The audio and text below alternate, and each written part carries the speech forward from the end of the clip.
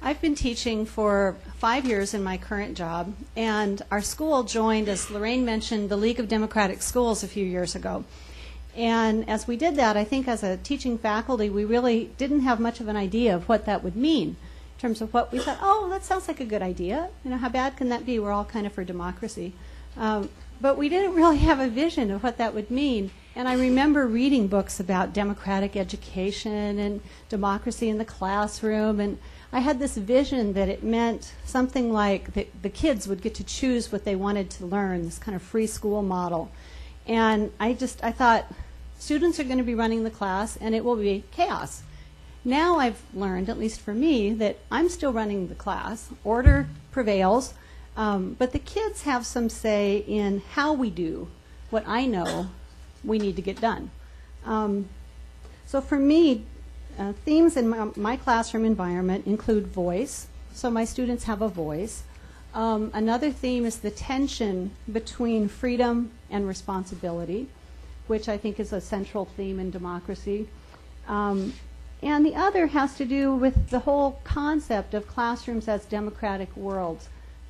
And briefly, what's different about how I do class meetings compared to virtually everything I've seen written about class meetings is I use a complete consensus-based model. So that whatever we're talking about, in order for something, a decision to be made or something to be changed, it's 100% consensus. And just briefly, my first year that I tried this, every year the kids want a class pet. I don't know if you've ever been in a classroom, but that's a big deal. Every year the kids want a class pet. So we were having this discussion, and it finally came down to a vote, and this one boy voted against it. And the whole class was like, oh, come on, you know, give us, what are you doing? And he started to talk. And he said, well, you may not know, but my family are vegetarians, and so we don't eat meat, and we don't believe in, you know, doing anything about harming animals. And he talked about that for a while, and then he said, in addition, even if you're not going to kill and eat animals, I have really strong feelings about locking them up in a little box, even if it's just a hermit crab. It will have to live in a little box. And I think, and as he talked, one by one, everybody went to stand by him. Okay, another hot topic in my room is one year, I had a planning time while they were out at PE in the mornings 3 times a week. And I would usually have hot coffee or tea or something. And they would come in from PE and say, wow, well, our school doesn't have a gym, so they go out in the rain all year. And they would come in and say, wow, you have hot chocolate, you have hot tea, we want hot drinks too. It's not fair that you have something we don't have.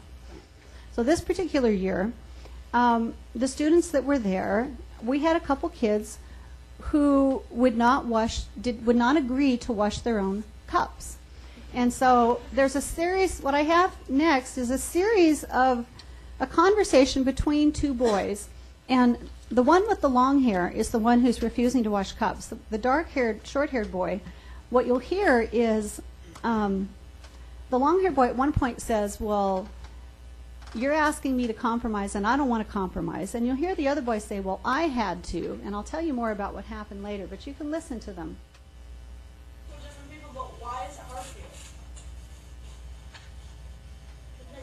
Why is it hard for you? Why is stuff hard for you? It just is. I didn't create myself. I didn't create myself. I didn't put myself together as a puzzle. I just am who I am. Yes, but why is that hard to you? Because I think that you're just not, you're being frustrated.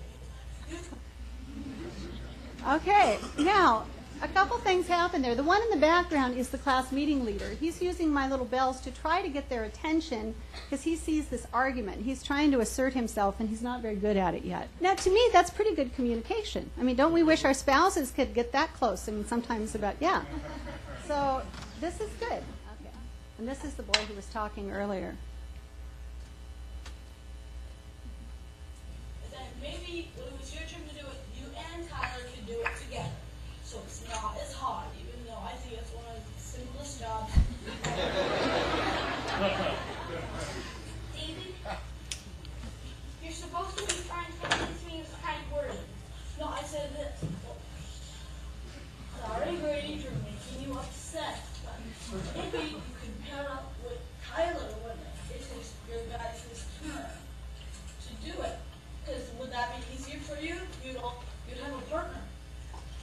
maybe that would be easier for you if you had someone else helping you. Okay, but I mean, he's trying to find a solution. He's making some suggestions. He's a little bit sarcastic.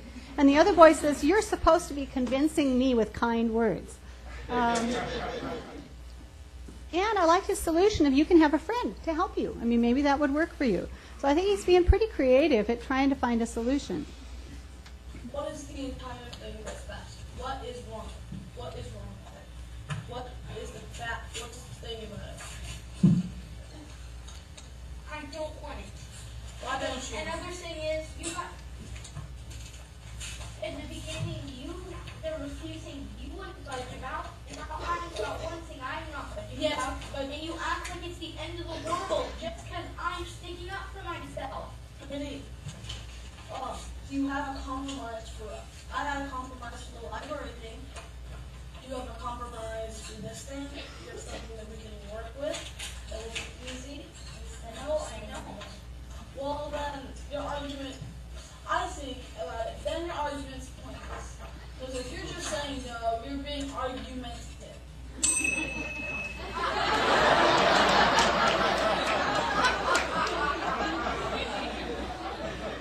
Now, notice the other kid kind of stepped in and did his thing there quite loudly. What was interesting, part of what's interesting to me about that is the long-haired boy is saying, hello, you did this earlier in the year. There was something you wouldn't compromise about. And I'm doing it now, and you're telling me it's the end of the world. And then the other boy said, but I did compromise about the library. So, and here we go. Okay, so you don't like it when he does. And now this is me coaching. One of the things I do is stand on the side, and when necessary, I step in and help the class meeting leaders or other students. I coach them about, you know, how can they move forward from where they are. So this is me coaching. Okay, so you don't like it when he does it, but when you did it, how did that feel? Well, I kind of felt special in a way, but I kind of made the compromise. Yeah. So he's admitting that it made him feel special when he was the one that stood out and got the power and all the attention. And I think he can kind of see that that's what the other kid is doing. But he says, I did make a compromise. Ultimately, this group decided that every child would wash their own cup. Nobody would agree to wash the group's cups. This group had to go one by one. Everyone did. In the whole year, I lived with unwashed cups sitting all over the classroom. But that's okay. It worked for me. I have kind of an ethical quandary occasionally because my students, one of the topics they bring to class meeting is complaints about other teachers. And professionally, that's a little bit of a sticky wicket. And they do that because the other teachers actually don't listen to them. And they know that when they bring an issue to me, I will listen to them. And part of why I do that is because I'm trying to further all these democratic ideas. And the other teachers are really content driven, and they don't want to give up the time to do any of this other stuff, and they pay the price 10 times over in just behavior problems in class because they don't take the time to listen to the students. And so within a school community, it's a little tricky because even though we belong to this democratic schools movement, we aren't all implementing it the same way. So the students get different ideas about what they should be allowed to do or what they're encouraged to do, and then they go to another environment and they're not allowed to do it there, and they struggle a little bit with that. Interestingly, I don't know how many of you are doing well, not yet because you're students, but after you get out, you have to go through your professional certification program to move from a resident certificate to a professional certificate. And I just did this last year. I finished, and about 80% of my portfolio was built on class meetings and Socratic seminars as a way to demonstrate effective teaching. So don't think that if you go down this path, it means you have to make compromises in content. And I guess I just would like to close with, again, kind of a caveat that if you go down this path, there are resources. You can find out more. It's difficult. It's not what you think you'll end up with. And let your students lead and have a conversation with them because they're the best teachers of all. So thank you for your time.